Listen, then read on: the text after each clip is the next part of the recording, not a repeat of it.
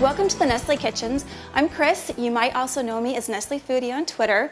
Today I'm going to show you how to make iced coffee bundt cake.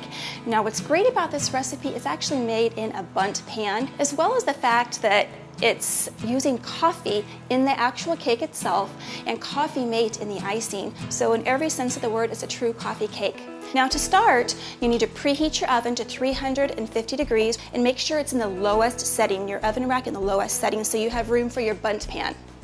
Next, we're going to spray the bundt pan with non-stick cooking spray. Now it's important to get every little edge in there so it doesn't stick. Okay, in this bowl I have the flour, the baking powder, baking soda, and salt. So I'm just going to combine it together until it's all well mixed. Next, I'm going to beat the butter and the granulated sugar until it's nice and creamy. Next, we're going to beat in the eggs. We have 3 eggs and we just need to beat them in one at a time, beating well after each addition. Then I'm going to stir in the vanilla extract, which I've already combined with the instant coffee. That way it can be nice and fluid.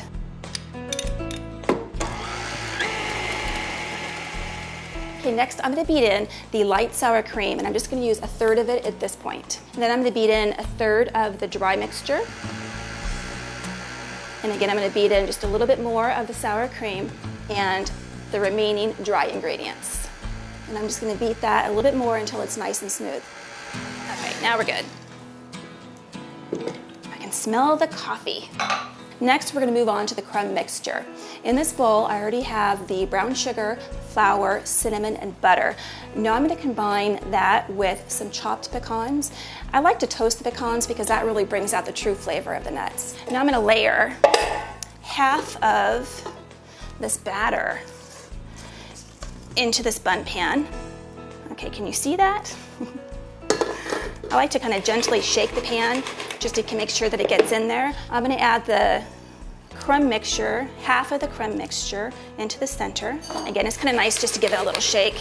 Now I'm taking the rest of the batter and I'm going to put it over the top. Okay, now I'm going to use the rest of the crumb mixture on the top. Again, it's kind of nice just to give it a little shake. All right, it's ready to go in the oven.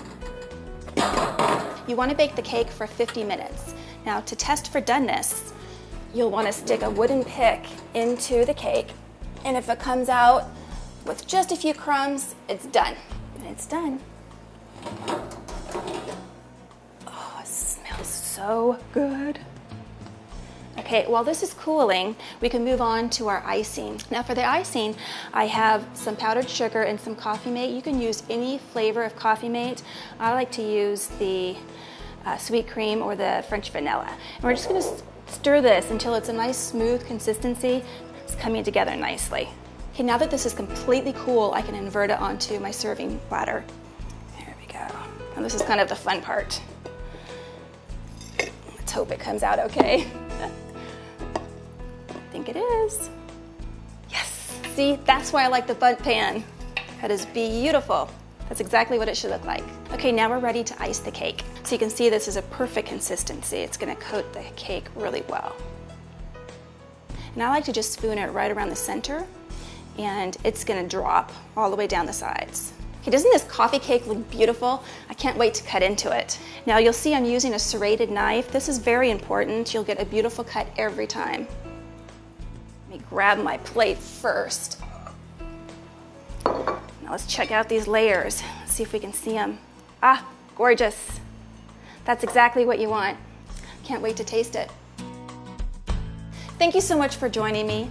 For more Nestle recipes, visit meals.com. Check back soon.